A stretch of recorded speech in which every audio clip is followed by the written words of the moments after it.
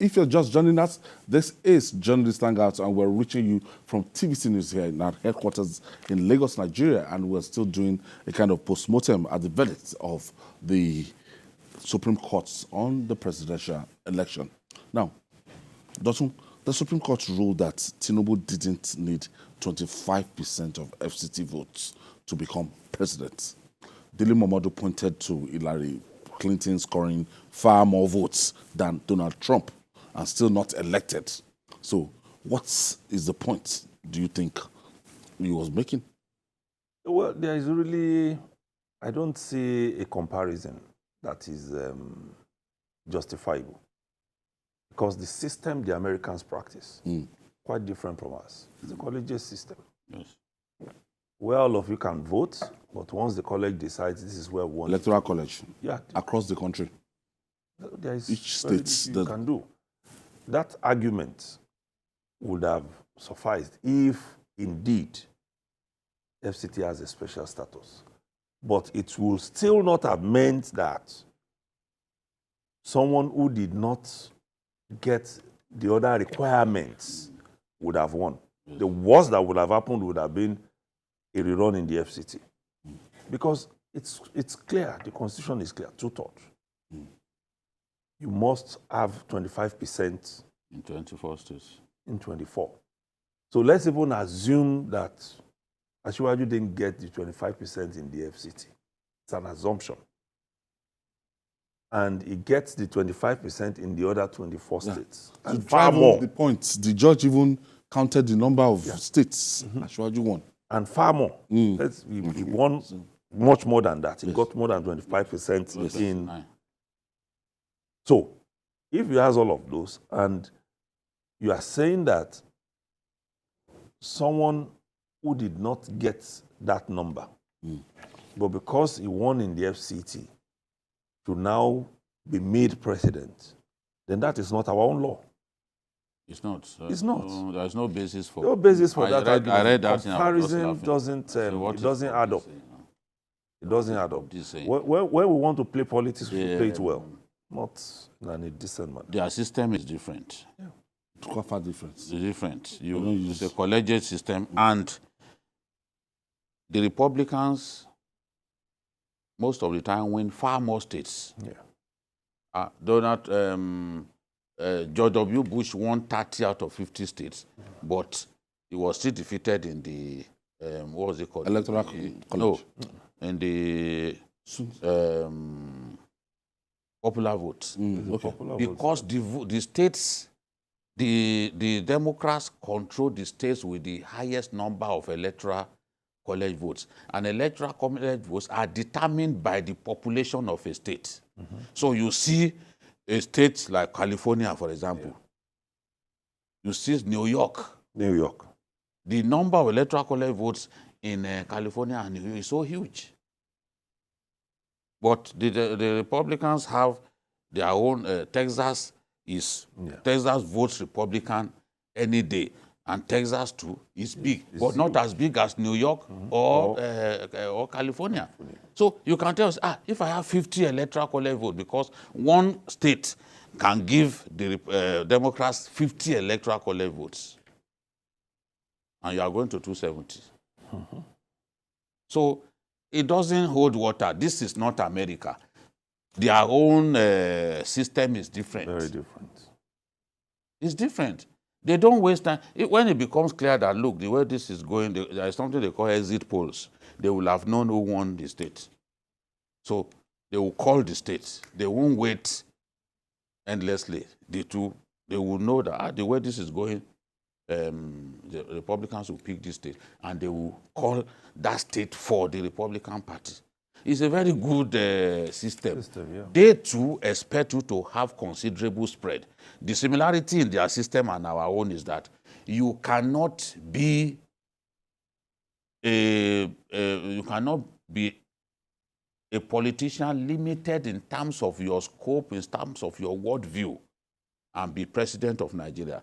If you're a sectional leader, you will never be president of Nigeria. The way our constitution is, Muhammadu Buhari Muhammadu Buhari, you know how many years he contested because he could not break through the 07, South. 011, 015. He could not break through the South. He would get those usual 12 million votes. The only time he didn't get it was when he competed against Yaradua. Both of them were from the same state. And Yaradua defeated him. So, but at the end of the day, you must have that spread. He couldn't have the spread. He couldn't break through the South until people like Bola Ahmed Tinubu began to work for him. They started wearing the Igbo Isiagu dress for him. And now the people began to see him as a much more cosmopolitan candidate. And then he was able to win the Southwest. The handshake between the North and the Southwest largely enabled him to win. All of those times, he never won, although sometimes he would tell people that they rigged him out. He didn't win any election before the coming together, yes, in 2015. So, and that is the same thing with Peter Obi. Peter Obi would dominate the Christian-controlled, Christian-dominated states. He can dominate them. Taraba. No, you can't win Taraba where there is PDP. Taraba. No. He won Nasarawa and he won Plateau.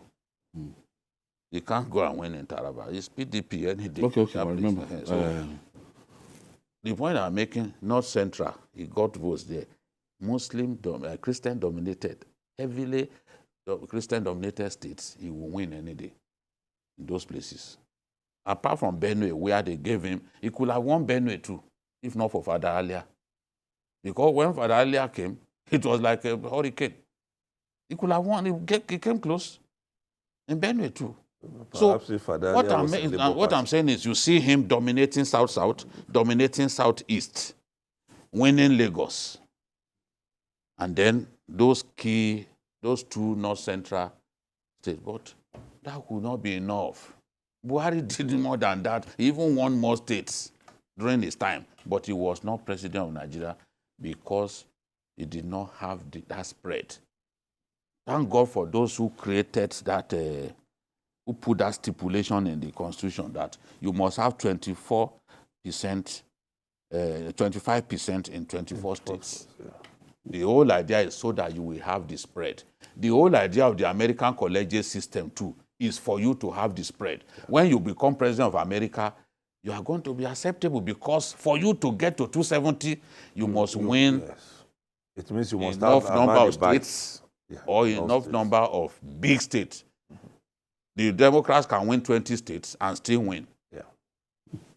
But they will pick those heavy states like New York, like California, you know. So this is the thing. There was no need for that argument. He didn't even finish the argument. He said, if you accept it, you must accept. No. It's not our country. We are not obligated to accept the American system. It's not everything that Americans do that we accept. Maybe they are legalizing same-sex marriage in some states in America. Who is that governor who will come and legalize same-sex marriage in Nigeria? When he has not run mad. So we don't have to accept their system. It's a system that works for them. Looking at the judgments, they even made reference to the judgment of the Court of Appeal, as in the language that was deployed. You know, a lot of people came out and they were talking, they were saying all sort of things about that. The language, the Court of Appeal, that they felt that, look, the judges were quite harsh and everything. And the Supreme Court said, the lead judge said, he saw nothing wrong about the language deployed by the Court of Appeal judges. But what is there to couch in the whole thing? It means you want to make it flowery to please people. The law is the law. And that is what we must realize. Some people go to court and they feel that after all of it, the judges should pamper them. I'm even surprised that we didn't get heavy fines for all of this. Especially for bringing a matter already. You know, that was the expectation of a lot of people as at yesterday and this morning. That if you are bringing all of these issues that have been decided by this same court back to it within weeks, then you must not get a slap on the wrist. you must be hit with a baton behind your head. That's what it means. You must be hit with a baton. And that's exactly what some of us and were expecting, that the Supreme Court was going to be harsh, so that we don't get all of these cases, frivolous cases, going back and forth when we have so many to attend to. There are too many cases. Look at what happened. I don't understand. With a lawyer decided to represent some individuals who are residents of Abuja. And they said, no, Tinubu cannot be president. He did not score 25% in the FCT. He cannot be president. They then decided to go to court. The law is clear. Very clear. That only the people contested against him can challenge the outcome of the election. We are not lawyers, but we know these things. And a lawyer, somebody who went to law school, who got trained, will accept that brief, and you go to before the court to argue that, yes, the rights of those people have been trampled upon, that Tinubu shouldn't be president, when they didn't contest along with him. I mean, everyone knows this. Everyone knows this. Look at even a matter that was decided, 2019 matter. Somebody brought it in 2023. I'm talking about 2019 election, somebody was still challenging it, saying that Buhari was not validly elected. At the time when one of Buhari's legs was already out. Living. So why do lawyers behave in this manner? If lawyers will behave in this manner, then sanctions should be meted out to them. We cannot treat this behavior with kid gloves. These judges, these Supreme Court judges, there are just 10 of them left. And you want to saddle them with too much work. Even if the work is relevant, you will say yes. But these are... Yes, baseless, frivolous court processes. You are bringing them. So it's not good to simply allow them. Somebody was telling me that lawyer wrote forward to someone's book detailing process that the law permits. But when it came to your own matter before the Presidential Election Petitions Court, you wanted the court to go against the same stipulation that you put in the forward of a book that you wrote. And the judge, one of those judges, reminded him that, but you wrote this book, you wrote the forward. This was what to put there. Now you want us to go against the tradition that you put in that book. Which you know to be the some truth. of the things that these lawyers do have no basis in law. No basis. You just ask yourself, is it simply to impress or to make the client think that you are serious? But if there's no case, you should be able to tell the client that, look, I don't think we can pursue this thing further. But you want to pursue it further. All the same, you waste the time of the court, waste the time of Nigerians. Now, there's this case of legitimacy. You know, a lot of people will say that, yes, they're still in court till after the adjudication, after the court rules. That is when Tinubu can sit down to say he's the president of Nigeria and everything. Now, have we seen the last of the question? Basically, that's the bus stop. It's the final bus stop. I think I'm now going to join those who have been agitating for us to look at the timing of our elections. This debate has been going on, and it's been one of the recommendations of a previous panel that's made input into how we should handle our elections, saying, see, there is nothing wrong having a general election in November of the year before transition, so that there is ample time for the cases to be finished, so that you have 6 months, 7 months before handover for these cases to be disposed of. But people say that there's nowhere in the world where you do election like 7 months before. Yeah, it's even bigger countries that are more than 20 times bigger than it's a valid argument. But unfortunately, from what we have seen, the way these people go to court and keep things, we have to rethink it. Because it's not as if the court couldn't have done a faster job. It is the number of things that you bring before the court to decide. Look at what happened with the PEPC, almost 12 hours of judgment, because the judges needed to touch on. They wanted to be thorough. Yes, they needed to touch on all of those things, because if you don't touch on it, it could be a reason to go and say you are going to the court, to the Supreme Court. But they touched on it because there were too many things, too many irrelevant things that were brought before the court. I think it's our people. Too many. Yeah, it's just our people. I don't subscribe to doing It's 7 our people. months, 8 months. I've not seen a country where it happens. I've not seen too. America is the size of West Africa. It's the size of the whole of West Africa. Today, America, they will do election in November. By January, they swear in. They swear in the president. So what are we talking about now? Why do we need 7 months, 6 months, 7 months? Look, even if you come up with that, those who will still file suits, frivolous suits, right up to inauguration day, they will still file it. But we have improved. We have to admit that we have improved. Obasanjo's matter against, what's his name? Against, I think, the 2003 election. Buhari? Against Buhari was decided in 2006. I was in the Supreme Court on the day. 3 years after. 3 years. But today, how many months? From 3 years, we are down to like 6 months or even less. You know? So I think that's a significant improvement.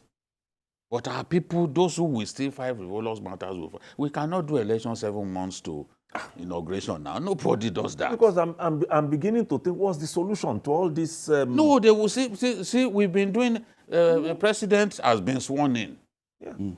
The same way that you can sack a governor not properly elected, you can sack a president. You don't. Why are they not saying it about governors? That No, okay? it's not even about governors, because No, the governor too has no. You can feel like that, like it's the same mandate. no, So to say. it's the same. I agree with you, but I'm just saying, see, whether we accept it or not, there is no way this kind of case will be going on in court that there won't be distraction along the line for those who are office holders.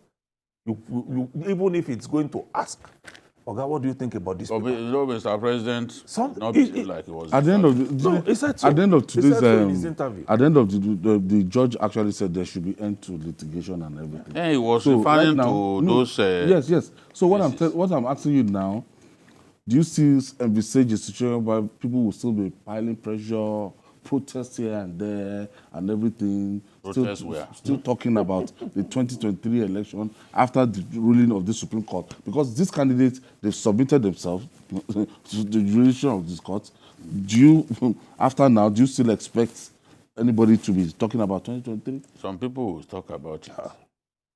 There's no way I can preempt what people will do. Those who will talk about it, those who have made up their minds that Tinubu is not a human being, they don't like him, whatever he does.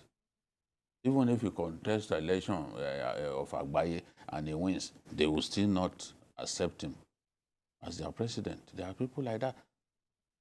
There is a place someone saw me say, Jide, good journalist, but I don't like the fact that you support Tinubu too much. I said, did I ever tell Nigerians to vote for him? If you can produce where I campaigned for Tinubu, that I said, Nigerians, this is a good man, vote for him, I will quit journalism. I challenge him, and I'm saying that on air again. If there is anywhere I was captured saying, Tinubu is the best for our country, vote for him. If you catch me with that, the next day I won't come to work. I'm gone. Because as a journalist, I know I shouldn't do that. But whatever it is that I've said about him, go and check whether I lied. Go and check whether I lied. So those of them who have made up their minds, once they see you, they believe, it's a Tinubu person. It's because your thoughts do not align with their own. The day you praise their own person, you become a little God with small letter G. So this is the thing. And such people who have made up their minds, whatever happens, they will not support him. It's even made worse by the pains that Nigerians are going through now. If some of them were even trying to like him, right now they will say, no, no, sir, we will not support this person. But with time, if the president finds a way to turn around the fortunes, Nigerians are not difficult to please. Not at all. I can tell you, this Naira thing, they said they are expecting some inflows. If the exchange rate goes down, they talked about CNG. If Nigerians begin to see those buses, they are seeing changes, people will easily forget the bitterness that came with this election. The president should focus on delivering the goods, the dividends, and not focus on what his political opponents are saying. If he works, people are seeing the impact of his administration. If the situation improves in our country, even at the early hours of the administration, we were beginning to see that. But the moment subsidy pains came up, some of those who are supporting him, even some of those who believe in free enterprise, so they turned, they said, no, he shouldn't have removed it. But so he should be focused more, not about... Okay, before we go, let's project to the future. What more left for Turaki Adamawa, as in Atiku Abubakar at this stage? Waziri Adamawa, do you see him contesting election again in 2027? No, it's not likely to. Age is not on his side. That Waziri should allow the young ones. And more so, the way PDP is structured now, I don't see those who are within the party. He gains control of the party. Allowing him to do so again. That won't happen. Frustrating. But of course, he can take the other route, which is going to another party. Maybe you can try another party. Must he be there? Another party. But on what Jide said, I think now that the president is fully focused on the work, we should be able to see. Let's see changes. Peter Obi. Peter Obi is still young. He's still a young man. Born, should he go back to the PDP? Born after the independence. That's how he describes himself. Still a young man. So he still has opportunities to contest. But go and listen to what Senator Abaribe said on a radio station the other day. He said, the East, nobody will dash power to the East. You must align, you must work with other groups within our country. So I said, this is a man who says the truth all the time. If Peter Obi wants to be president of Nigeria, then he should work with Kano far north, where the populations are, and then improve his relationship with other parts of the South. That is talking about Southwest now, not Lagos alone. Should try and build alliances within the Southwest, within the far north, talking about the northeast and northwest. If we can build that and they trust him, then he's not going to win. You can't have a situation in which you want to contest election in Sokoto and you are appointing an Easterner as coordinator. What kind of strategy is that? It cannot work. You have to choose the son of the soil. So this is the time. If I were Obi now, I will put this election behind me and start building new alliances, telling them that, look, we need to change Nigeria. I represent that change. Trust me. I'm honest. I'm going to do a good job. He should begin to build that relationship. And I can tell you, if he builds that relationship and is trusted sufficiently, he's on his way to becoming the president, maybe after 2027. No one can say. Maybe. That's why I said maybe. I'm not saying 2027. Dotun, Peter Obi. Well, he said it all. Now is the time to work more, work harder to win the... Even in the Southeast, he still needs to do a lot of work. Because look at somebody like Nyesom Wike. He said, no, you can't be my president. South. I mean, even the whole of the South and Southeast, which is believed to be his own fault. Look at the man in Ebonyi, Dave Umahi. He said, no, you can't be my president. So even within his own area, he still has a lot of work. That's why that woman, that stubborn woman said you can't even control the Southeast. That presidential aide. The one who was in... Okay. Forgotten her name. Okay, Loretta. There's still a lot of work that you do not even have control of the Southeast. He was referring to the fact that he cannot say something and everybody will listen. Dr. Oladipo, Thank you. Thank you so much for having me. The mention himself, Babajide Kolade. Thank you. And that's our offering today. Join us tomorrow for another episode of the program. You can watch the repeat broadcast tonight at 11 p.m. Join us this Sunday from 1:30 to 3:30 p.m. for Journalist Hangout on Sunday. We're on YouTube, youtube.com/TVC News Nigeria. I'm Ayodele Osubaku. See you tomorrow, and God bless Nigeria.